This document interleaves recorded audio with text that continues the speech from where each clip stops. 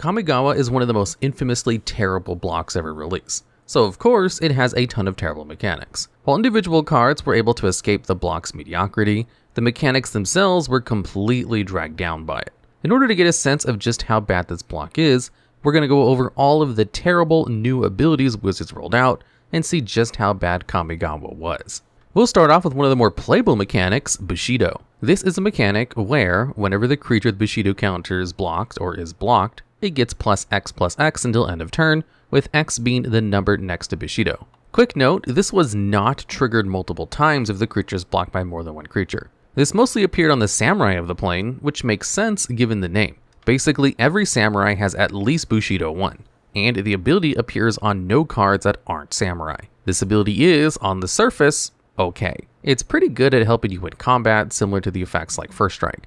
In fact, this is the only mechanic we'll be talking about today without a huge flaw that prevents it from seeing play. Bushido actually could have worked if it was balanced correctly. Of course, that's a big if. There are two big issues with Bushido, and the first is that just the vast majority of the Bushido cards are complete garbage. There are a few completely egregious cards, like Takeno's Cavalry, a 4-mana 1/1 with Bushido 1, and a niche ability to ping attacking and blocking spirits. As we'll see, spirits were a big part of Kamigawa, but that's not enough to make a 4-mana 1/1 with Bushido 1 playable. While Cavalry is egregious, you usually don't expect the commons and uncommons to carry a deck or mechanic. The issue is that there just aren't really any good cards with the mechanic, even at higher rarity. Cards like Sensei Golden Tail and Isayo Enlightened Bushi and all the other rare samurai were too understated to be good in aggro decks, and didn't generate enough value for mid-range decks.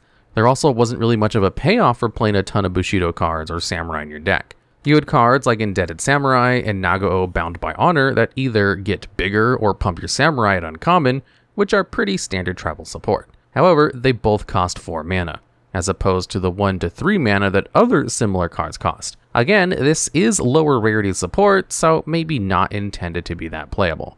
But the higher rarity cards are maybe even worse. Takeno Samurai General is a 3/3 for 5 and 1 white with Bushido 2 that gives all of your other samurai +1/+1 for each point of Bushido they have. There's not much to say about the card outside of the fact that it's a tribal lord for 6 mana. It's not even that much better than Nagao because most samurai have Bushido 1 anyway. Paying this much to give your board as much of a boost as Glorious Anthem is incredibly bad. Another piece of high rarity support was Kentaro the Smiling Cat, a 2/1 with Bushido 1 with a mana cost of 1 and 1 white. It is the ability where you can pay X instead of the mana cost of your samurai, where X is the mana value of those spells. Essentially, this means you can ignore the colors of your samurai spells, which is technically beneficial. It just won't ever actually help you win any games. There really just wasn't any good reason to fill your deck with samurai cards. So far, the main point we've been circling around is the fact that the Bushido cards were just very underpowered overall. This isn't a design issue as much as the numbers on the cards all just being way too low. However, there's a big Mirrodin block size elephant we've been avoiding for a while now, and we should go ahead and explain the context that Kamigawa was released into. You see, the block immediately before Kamigawa, Mirrodin, was, at the time, one of the most powerful blocks we'd ever seen. Cards like Arcbound Ravager, Skullclamp, and the Artifact Lands led to a ton of decks that could consistently kill your opponent the first few turns of the game through multiple pieces of removal. Mind you, this was in Standard, not Legacy or Modern or any of the other more powerful formats. Basically, there was exactly one deck you could play, and literally anything else would just lose to that deck. This was bad enough that the game was kind of dying, and it wasn't just one of the many times players had been hyperbolic by the state of the game. There was a mass exodus of players, and Wizards had to act fast. After banning a ton of cards, they decided they needed to dial back the power creep. So the next block was intentionally powered down. That block was Kamigawa, and the ramifications were severe. Many cards in this set seemed like they were designed wrong as a joke, like the infamous Takeno's Cavalry. We really need to bring this up because this issue permeates the entire block. So many mechanics and cards are just awful, only because Wizards had to fix the game, and while that was necessary, it didn't make Kamigawa block any more fun to open. There's one last issue with Bushido as a mechanic outside of the general lack of power, and it's shown off perfectly by Kanda, Lord of Eigenjo. This is a 3/3 legendary human samurai for 5 and 2 white. It has vigilance, so it doesn't have to tap to attack, and indestructible, and you can guess what that does. Finally, it has Bushido 5, the highest of any card in the game. The issue with this card is simple. It only does 3 damage every time it attacks. Sure, your opponent does need to do something about it eventually, but only eventually. 7 mana cards need to be threatening immediately to see play, so a card that your opponent can easily ignore for several turns is already bad. Conda doesn't even generate any sort of value over the course of several turns, just being a large beatstick that can chump block forever. The problem mostly comes from the fact that your opponent gets to choose if they want to block or attack into Conda, and can choose to just take the 3 life to keep their creatures around or chump if they absolutely need to. This leads to the ultimate issue with Bushido as a mechanic. It doesn't help you do more damage. Sure, it can let you hit when you otherwise wouldn't and get in damage that way. However, if your cards are relying on their Bushido the way Conda is, they're basically useless as attackers. Unfortunately, far too many samurai relied on Bushido not only to have above average stats, but to have acceptable stats at all. Need I mention Takano's cavalry once again? I realize I'm beating a dead horse here, but it really does seem like they considered the card a 4 mana 2/2 and not a 4 mana 1/1, which it just isn't. Bushido as a mechanic could have worked if it kept a Bushido 1 or 2 and was just used as an upside for creatures that had okay stats and abilities outside of Bushido. They likely wouldn't be amazing, but the cards would at least be of acceptable power level, rather than a laughingstock that they are now. Still, there are non-zero numbers of playable cards with Bushido. There are 3 pretty playable cards of the mechanic, to be exact. The first are Hand of Honor and Hand of Cruelty. These are 2/2s with Bushido for either 2 white or 2 black. The black one has protection from white and vice versa.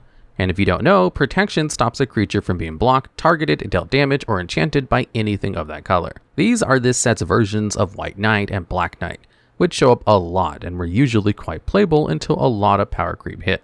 These saw a good amount of play, especially Hand of Honor, who was popular in white aggro decks. The only other really notable Bushido card is Samurai of the Pale Curtain. This is a 2/2 Fox Samurai with a mana cost of 2 white. It is Bushido 1 and the ability where, if a permanent would be put into the graveyard, you exile it instead. This is essentially just a half Rest in Peace on a body, which was enough for the card to be good before options like Rest in Peace were around. While the printing of Rip and other pieces of graveyard hate did make Samurai of the Pale Curtain worse, it still saw a good amount of play in Standard before Ravnica Block was released. If white gets a few more good creature tutors, it could make a comeback, though competing with Sanctifier and Vec puts it at a pretty big disadvantage. Bushido wouldn't have been a failed mechanic in most sets, but Kamigawa purposefully tried to kneecap the mechanic, and using it in the worst possible way made it terrible. If they were more creative with the mechanics, such as making designs like Wildfire Eternal that gives you a benefit if it isn't blocked, the cards would be better. I suppose the idea might have been that they worked well with the Ninjutsu mechanic, but that was a lot clunkier than just having the payoff on the same card. Next, on the opposite side of the spectrum, we have the absolute worst mechanic in the block, Sweep. This is a mechanic on instant and sorceries that allows you to return any number of lands of a certain type to your hand to power up an effect. Lots of issues here. The first is that this is barely even a mechanic. It appears on a grand total of 4 cards, meaning it somehow has less representation than Epic does. Thanks to there being so few cards, we can actually go over what they all do real quick.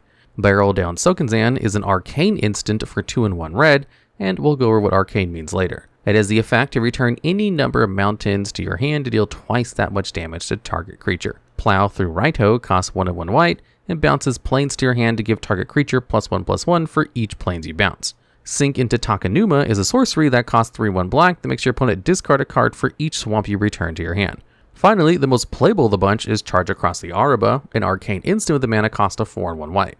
It lets you bounce your planes to your hand to give creatures +1/+1 for each planes you return to your hand. Sweep has a few huge issues. The first being that it shouldn't have been a mechanic at all. Why even go through the effort of keywording a mechanic that only appears on 4 cards? There were even other cards that bounce lands to your hand in the set, namely the Moonfolk, and they didn't have Sweep for whatever reason. From a game design perspective, the point of keywords is to aid in the ability to understand cards. Once you learn what flying does, you don't have to reread the text on literally every other flying card. Keywording something that only appears on 4 cards doesn't make the game easier to understand. If anything, it makes it more confusing because people have to learn a whole new mechanic that doesn't actually matter.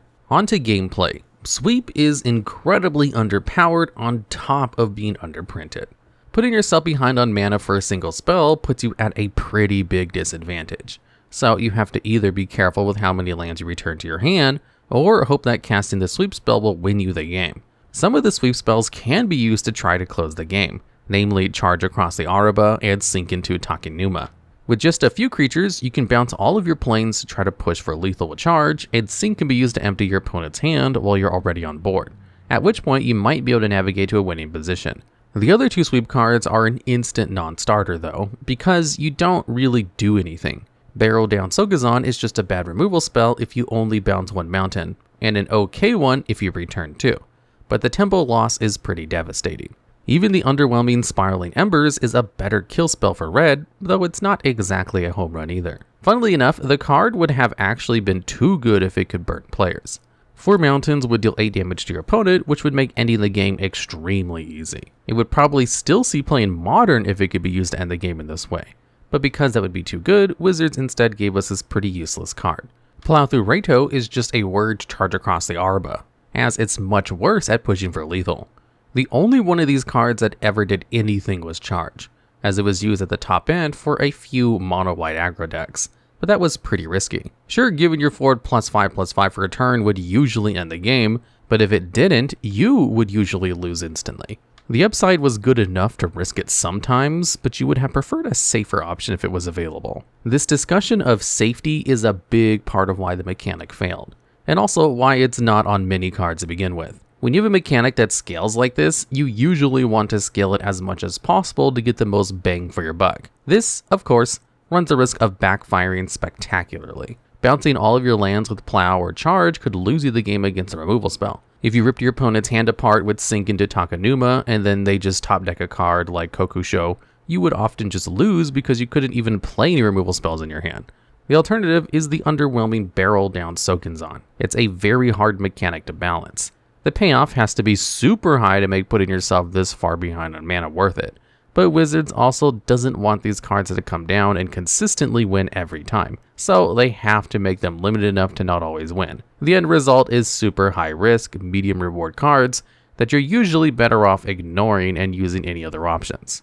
Even worse though is why these cards are in the set in the first place. Kamigawa block had a theme where cards cared about the number of cards in your hand, such as the previously mentioned Spiraling Embers dealing damage equal number of cards in your hand. The idea was that by picking up your lands, you could get more use out of these hand size dependent cards. Of course, this didn't end up working because if you use sweep to bounce your lands to your hand, you often couldn't even cast these hand size cards at all. You could bounce less of your lands to your hand, but we all know how playable Barrel Down Sokuzan was. If you were going to bounce more than one land to your hand, you might as well go for broke.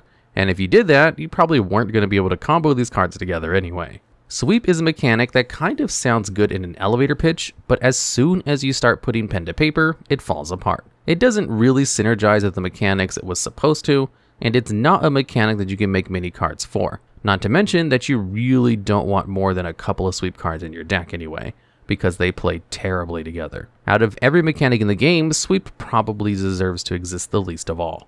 To finish the video, we'll go over a pair of mechanics that were heavily tied together: Soulshift and Splice onto Arcane. Soulshift is a very simple ability. Whenever a creature with Soulshift dies, you return target spirit with a mana value of X or less from graveyard to your hand, X being whatever that spirit's Soulshift number is. Splice onto Arcane is an ability that only appears on instant and sorceries. What it does is, if you cast an Arcane spell, you can pay the Splice cost and reveal the card from your hand. And if you do, that card gains the effects of the card you spliced onto it. These mechanics have the most potential of any mechanic in this video so far. After all, they each essentially have card advantage stapled onto them. Soulshift could let you chain spirit after spirit onto each other, and if they all had Soulshift, it gives you a ton of cards for one card of investment. Splice onto Arcane lets you use a spell over and over every time you cast a card of the right type, which is also a ton of card advantage. This is a very attractive prospect for a card to have. On top of that, these mechanics had a lot of support in the set. In fact, they came as a bit of a bundle. Cards like Celestial Kirin would give you benefits when you cast spirits or arcane spells, and this was quite a trend in the set. Honestly, if this set had been released after Lorwyn, they probably would have been kindred spirit spells instead of arcane spells, which at the time was called tribal, but that technology wasn't quite there yet. Anyway, the point is that there are a ton of spirit cards and arcane cards and payoffs for both in the block, which seems like it would set these mechanics up for success. Unfortunately, that quickly proved to be untrue. Of course, the mechanics suffered from the ever-present curse of Kamigawa. The fact that there wasn't many good cards to pair these mechanics pretty quickly proved to be an issue, though we'll have to get a bit more specific to see exactly why. Starting with Soulshift, the spirit cards were either weak or very specific in what they did. There were good cards, but they were often cards like Hataki War's Rage, which is just a hate piece against artifact-focused decks.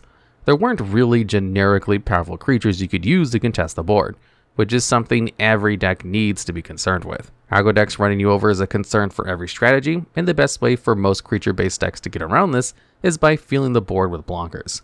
Spirits didn't have any good options for this. At 1 mana, you had cards like Wandering Ones and Lantern Kami, simple 1/1s for 1 with middling or no abilities in the case of Wandering Ones. This was far past the point in Magic's history where casting middling 1-drops was a viable strategy.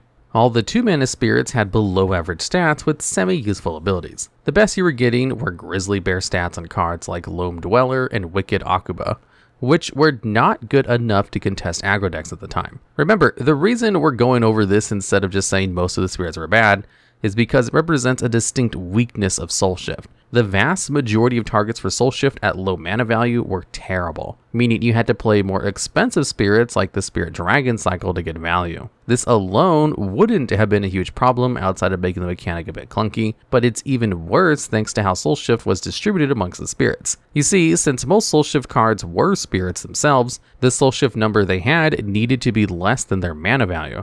Otherwise, you would have been able to return the spirit that just died to your hand with Soulshift. What this means in practice, though, is that you have to have a more expensive spirit with Soulshift to get back any of your spirits. And since all the low mana value spirits were garbage, you had to play very expensive cards with Soulshift to get back anything worthwhile. For most tribes, a card like Thief of Hope would be somewhat playable as a 3-drop that gets you back your 2-drops. But since all your 1 and 2 drops were bad, it wasn't worth playing. On the other hand, you could play a card like Thousand-Legged Kami to get back your Spirit Dragons, which was so expensive that it was basically throwing the game. The curse of Kamigawa being purposefully bad kind of compounds with how Soulshift works. As it pushes all the playable spirits to a higher mana value as a result, it makes the Soulshift cards even worse. The ultimate issue with Soulshift is that, since they're designed to be able to chain down the curve, each individual spirit, especially those with Soulshift, can't be all that great. And without many ways to get the spirits into play without casting them, they're just clunky cards you can't ever cast. So what was supposed to be an infinite value train ends up never being able to leave the station. Finally, the last mechanic of the video, and the one remembered most fondly by the player base, Splice onto Arcane. Out of every mechanic we've talked about so far, this has the highest quality of cards. Tons of cards like Goryo's Vengeance, Through the Breach, and Desperate Ritual all saw competitive play in various combo decks throughout the years. And tons of arcane spells were powerful as well, with cards like Ideas Unbound, Lava Spike, and Shoals having seen play in various points in the game's history. However, no decks have really used the splicing mechanic. The most splicing that goes on is splicing a Desperate Ritual onto another Desperate Ritual if you draw 2 copies of it, or one of your other splice into arcane spells. No one really bothered playing a splice and the arcane spells to splice them onto, which is strange considering how good a lot of these spells were. The reason for this is pretty simple. While the effects of the cards are good, different decks have very different needs for their cards. Combo decks need ways to access combo pieces or their combo pieces themselves, while burn decks need aggro threats and burn spells. So why would a deck ever play Lava Spike in Through the Breach? Sure, you could get a second Breach by splicing it into your Lava Spike, but to do that, you had to make your deck a lot more clunky by playing a burn spell you didn't need. This same dynamic persists with every splice spell. Blessed Breath is an okay protection spell, but it wasn't really something you'd want to play alongside many of the other arcane spells. Even if you were running splicers and arcane spells alongside each other, you often didn't get the opportunity to splice. Kodama's Reach is a powerful ramp spell with the arcane tag, but you usually wanted to cast it on turn 3 when you wouldn't have any mana up to splice onto it. The problem was that splice cards had too high of a deck building cost. The arcane spells were fine, but they weren't ones for every role a deck needs or ones that could compete with other options available. So even if some of the individual cards with splice or with the arcane tag were playable, it wasn't likely that you would play both and then draw both the splice spell and the arcane card to pair with it at the same time. With all this said, of every mechanic in the video, this is the one with the most deserving of a comeback.